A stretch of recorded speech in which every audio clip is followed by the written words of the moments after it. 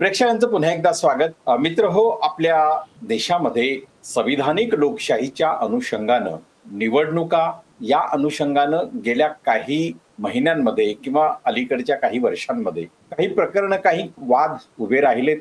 या संदर्भामध्ये विरोधी पक्षनेते असलेले राहुल गांधी यांनी काही पुरावे देशासमोर मतचोरीच्या संदर्भातही आणले होते. मात्र आता काल राहुल गांधी हे निवडणूक आयोगाच्या अनुषंगाने जी भूमिका घेत आहेत, ज्या निवडणूक आयोगाला आजही राहुल गांधी यांच्या प्रश्नांच्या विरोधात समर्पक उत्तर देता आले नाहीत, पारदर्शिता त्यांना राबवता आली नाही, त्या निवडणूक आयोगाच्या समर्थनार्थ अप्रत्यक्षपणे 272 लोक उतरल्याची, ज्यांनी प्रत्यक्ष राहुल गांधी यांना पत्र लिहिलेलं आहे. हे पत्र लिहिण्यामागे त्यांचा काय उद्देश आहे, नेमकं काय समीकरण त्यांच्या डोक्यामध्ये आहे, आणि ही लोक काही साधीसुधी नाहीत. देशाच्या IAS, IPS, सैन्य अशा वेगवेगळ्या ठिकाणी अधिकारी म्हणून त्यांनी आपलं जीवन व्यतीत केलेलं आहे. आणि मग या लोकांना, ज्यांनी संवैधानिक पदांवर राहून संवैधानिक अनुषंगाने जी पदं भूषवलेली आहेत, अशा पदांवरची या व्यक्ती हे पत्र लिहून नेमकं काय सांगू इच्छित आहेत, या संदर्भातला उहापोह करण्यासाठी आज आपल्या समोर महनीय अतिथी आहेत माननीय विश्वास उटगी सर. सर, आपलं स्वागत आहे. आपण आपला विषय सुरू करावा. नमस्कार, धन्यवाद. हा विषय अत्यंत महत्वाचा आहे. प्रश्न असा की राहुल गांधींनी पत्रकार परिषदा घेऊन जाहीरपणे जनतेच्या मनातले प्रश्न सप्रमाण हे सिद्ध केलं की ज्ञानेश कुमार असो, राजीव कुमार असो, हे जे काही इलेक्शन कमिशनर्स आहेत, यांनी महाराष्ट्र, हरियाणा आणि बिहारमध्ये होऊ घातलेल्या निवडणुका त्यापूर्वी त्यांनी हे सिद्ध केलं की निवडणुकांच्या मतदारांच्या यादीमधल्या ज्या चुका आहेत त्या त्यांनी दाखवल्या, हेराफेरी दाखवली, मतदार वाढले कसे, कमी कसे झाले किंवा बेनामी मतदार आले कसे हेही दाखवलं.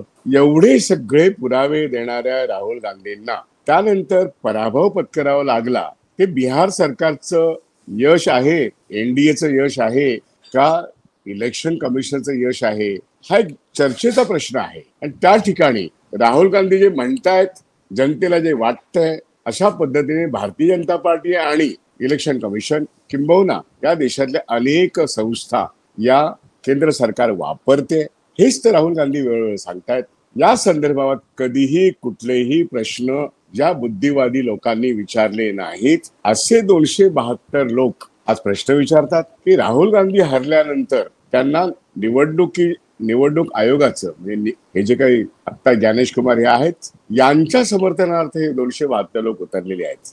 हाच खरा या लोकशाहीतला केविलवाणा प्रकार आहे. तर राहुल गांधी हरलेत ना, मग तुम्हाला तरी सुद्धा राहुल गांधींचा प्रत्यवाय का करावंसं वाटतो, असा प्रश्न जर लोकांनी विचारला तर या 272 बुद्धिवादी लोकांकडे काही उत्तर आहे का? प्रश्न असा पण येऊ शकतो. पहिल्यांदा आपण हे बघूया, हे 272 बुद्धिजीवी लोक कोण आहेत? बिलकुल साधेसुधे नाही आहेत. वर्तमानपत्रांनी आज त्यांची नावं पण दिलेली आहेत. बहुसंख्य लोक आर्मी मधून रिटायर झालेले आहेत, काही जण इंटेलिजन्स एजन्सी मधून रिटायर झालेले आहेत, काही जण IPS आहेत, काही जण सरकारच्या मोठमोठ्या पदांवरती काम केलेले आणि माजी न्यायमूर्ती पण आहेत. असे हे 272 लोक विखुरलेले आहेत भारतामध्ये. त्यांना एकत्र आणून त्यांच्या सह्या घेणं हे कोणीतरी भारतीय जनता पार्टीच्या व्यूहरचनेतल्या व्यक्तीने केलं हे तर नक्की आहे. कारण ह्यांचा सगळ्यांचा वयोगट हा अर्थातच 70, 72, 75च्या आसपास आहे. पण हे लोक व्यक्त होतात कलेक्टिव्हली आणि ते राहुल गांधींच्या विरोधामध्ये आणि ज्ञानेश कुमारांच्या समर्थनार्थ व्यक्त होतात, तेव्हा ते मोदींच्या समर्थनार्थ उभे राहत आहेत. म्हणून या 272 लोकांची बुद्धी काय आहे हे तपासणं आवश्यक आहे. यातले काही महाराष्ट्रातले पोलीस महासंचालक राहिलेले लोक आहेत, जे इन्व्हेस्टिगेशनचं काम करत होते. पण अशा सगळ्या लोकांची ओळख, ज्यांना वर्तमानपत्रातून त्यांनी लिहिलेल्या लेखातून किंवा त्यांनी केलेले अनेक जे शोध पत्रकारिता आहे, निबंध आहेत किंवा त्यांचं स्वतःचं काम आहे, यातून हे वेळोवेळी भारतीय जनता पार्टी आणि राष्ट्रीय संघ यांची बाजू उचलून धरणारे लोक आहेत. हेही ज्यांना ही नावं वाचल्यानंतर कळतं, असे भारतातल्या जनतेतले अनेक लोक आहेत. त्यामुळे त्यांचा एक व्यक्ती स्वातंत्र्य किंवा अभिव्यक्ती स्वातंत्र्य किंवा विचार स्वातंत्र्याचा मत मान्य करून सुद्धा ते आज 11 वर्षाच्या मोदी सरकारच्या अत्याचाराविरुद्ध एक ब्र उच्चारत नाहीत. पण पराभव झालेल्या व्यक्तींना दोष देत सरकारी यंत्रणा, विशेषतः निवडणूक यंत्रणा आणि सरकार यांची बाजू घेतात. तेव्हा प्रश्न असा पडतो की निवडणूक यंत्रणा ह्या धुतल्या तांदळाच्या आहेत का? सरकारी यंत्रणा ह्या धुतल्या तांदळाच्या आहेत का? आणि ही मंडळी सगळे सरकारी यंत्रणामध्ये IAS IPS अशी होती का? प्रश्न हा त्यांना विचारला पाहिजे. आणि म्हणून राहुल गांधींना प्रश्न विचारणाऱ्या 272 लोकांचा राजकीय विचार ते सेवेत असताना हा RSS आणि भारतीय जनता पार्टीचाच होता हे अनेकांना त्यांचे नावं वचवण्यात दिसतं. या 11 वर्षाच्या मोदी कालांच्या शासनामध्ये मीडियामधून, ज्युडिशरीमधून, होय आर्मीमधून सुद्धा कित्येक वेळा असंतोष व्यक्त झाला. स्वतः 4 न्यायमूर्ती जे सुप्रीम कोर्टात कार्यरत होते त्यांनी येऊन पत्रकार परिषद घेतली. स्वतंत्र भारताच्या इतिहासात पहिल्यांदा घडलं आणि त्यांनी सांगितलं की या न्याय यंत्रणेमध्ये प्रचंड असंतोष आहे, सगळं काही सुरळीत आहे असं मुळीच नाहीये. आणि त्यातला एक मनुष्य नंतर राज्यसभेचा खासदार झाला भारतीय जनता पक्षाचा, ज्याला एका महिलेच्या तक्रारीवरून त्यानेच स्वतः त्याची इन्क्वायरी करून स्वतःला दोषमुक्त करून घेतलं. या सगळ्याविषयी या 272 लोकांनी कधी मत व्यक्त केलंय का हो? ज्ञानेश कुमारने जेव्हा सुप्रीम कोर्टने सांगितलं तुम्ही आधार कार्ड का नाही घेतलं, याविषयी राहुल गांधी बोलण्यापूर्वी ही 272 व्यक्ती, महनीय व्यक्ती बोलल्या असं तर बरं झालं असतं. महाराष्ट्राची सरकारने, नवीन निवडून आलेल्या सरकारने मतचोरी कशी केली, 58% 66% मतदान कसं झालं, पुढच्या 48 तासामध्ये मतदान कसं बदलत गेलं आणि किती लाख मतं चोरली गेली आणि हे भारतीय जनता पक्षाचं सरकार महाराष्ट्रातलं कसं महायुतीचं सरकार निवडून आलं, हे सगळं सप्रमाण अनेक वेळा सिद्ध करून झालेलं आहे. त्या ठिकाणी आज राजीव कुमार इलेक्शन कमिशन गायब आहेत, देशाबाहेर आहेत. या 72 मंडळीपैकी कोणीतरी काही बोलतं का हो त्या राजीव कुमार विषयी? ज्ञानेश कुमार आलेल्या दिवसापासून ते कधी त्यांनी इलेक्शन कमिशन मध्ये काम केलेलं आहे? ज्ञानेश कुमारची पार्श्वभूमी काय? ते इलेक्शन कमिशन मध्ये आल्यानंतर ते SIR म्हणून त्यांनी बिहार मध्ये केलं, आता संपूर्ण देशात करतायत. यांची ही कृती ही भारतीय जनता पक्षाच्या मांडीवर बसून त्यांचा जो झालेला व्यवहार आहे हे जर राहुल गांधींनी सप्रमाण सिद्ध केलं, राहुल गांधींच्या प्रश्नाला उपप्रश्न विचारणं असं झालंय का या 72 मंडळींकडून? बिलकुल नाही. कुठे गेलं ह्या 272 लोकांचं शहाणपण? आता निवडणुकीचा निकाल लागला तर तमाम देशातली जनता म्हणते हा मॅनिप्युलेटेड आहे. भारतीय जनता पार्टी, JDU आणि ते त्यांचा NDAचा जो अलायन्स आहे यातल्या या लोकांना एवढी मतं मिळतील आणि एवढ्या सीटा मिळतील असं कोणीही म्हणू शकत नाही जर फेअर अँड फ्री इलेक्शन झाल्या तर. RJDला सर्वाधिक मतं मिळाली तरी तो 3ऱ्या नंबरचा पक्ष. भारतीय जनता पार्टीला त्याचा कमी मतं मिळाली, ते 20-21%, तरी त्याच्या सर्वाधिक सीटा. आणि अखेर नितीश कुमार आज मुख्यमंत्री होणार. असं काय गणित आहे की ज्या ठिकाणी NDA सरकार निवडून आलं हे आधीपासून होम मिनिस्टर आणि प्राईम मिनिस्टर सांगू शकतात, कारण इलेक्शन कमिशन त्यांच्या बरोबर आहे.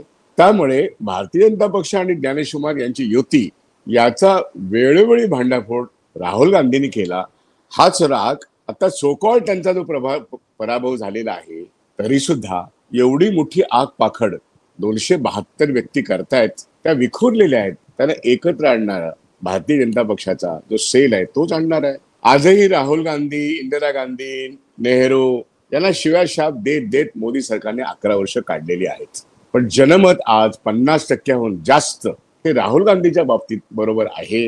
हे या 272 व्यक्तींनी आपलं मत राहुल गांधीच्या विरोधात किंवा त्यांना कमी लेखण्यात, त्यांना दूषणं देण्यात घालवली तरी राहुल गांधींच्या बाजूने 50%पेक्षा जास्त लोक उभे आहेत. ही राहुल गांधींची लोकप्रियता आहे आणि म्हणूनच या 272 लोकांचं मत माध्यमातल्या पहिल्या पानावर छापून आणणं हा भारतीय जनता पक्षाचा एक अजेंडा ठरतो. प्रश्न असा आहे, राहुल गांधीला हे सगळे लोक का घाबरतात? 1 तारखेला पार्लमेंट सुरू होईल आणि ते किती दिवस चालेल माहित नाही, पण प्रत्येक पार्लमेंटमध्ये, लोकसभेमध्ये विरोधी पक्षाचा नेता म्हणून जी जबाबदारी पार पाडायला पाहिजे ती त्यांनी पार पाडलेली आहे. त्यांनी जे जे प्रश्न उपस्थित केले ते कायद्यान्वये, चाहे विदेश नीती असो, संरक्षण नीती असो, अर्थनीती असो आणि लोकशाही विषयी जे काही वास्तवता वेगळी आहे, आभास वेगळा आहे. आपण एका आभासी लोकशाही जगतो. वास्तव असं आहे, लोकशाही पायदळी तुडवली जात आहे. न्याय व्यवस्था, संसद आणि माध्यम या सगळ्यांवरती आज नियंत्रण या देशातल्या केंद्र सरकारकडून आणि विशेष करून 1-2 व्यक्तींकडून ते निर्माण झालेलं आहे. असं असताना, असं दिसत असताना, जगभर त्याविषयी चिंता व्यक्त होत असताना सर्व तऱ्हेचे इंडेक्सेस आज हे दाखवत आहेत.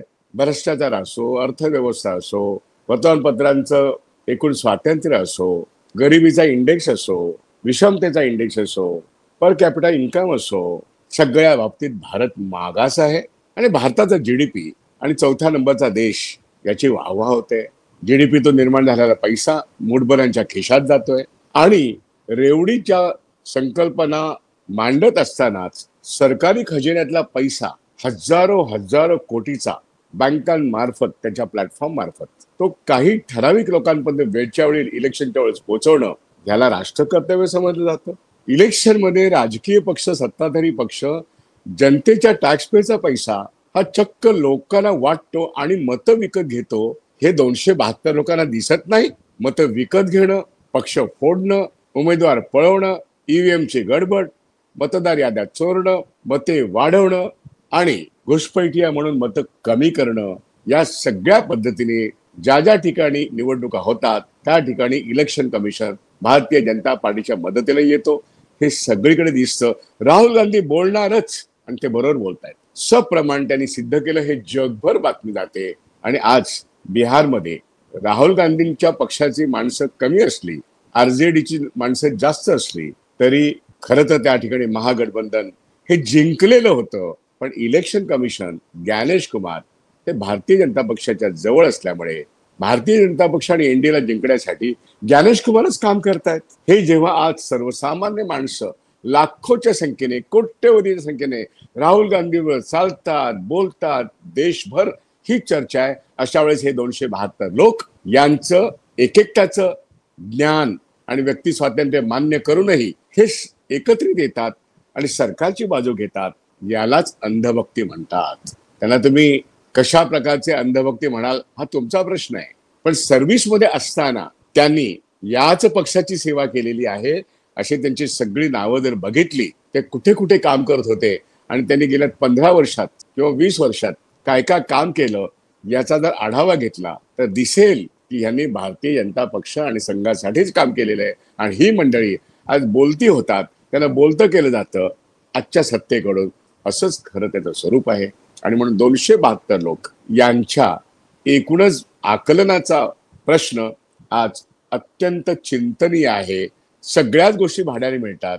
दुर्दैवाने अशी मंडळी पण भाड्याने मिळू लागली किंवा भाडं न घेताही त्यांना हे राष्ट्रकर्तव्य वाटतं.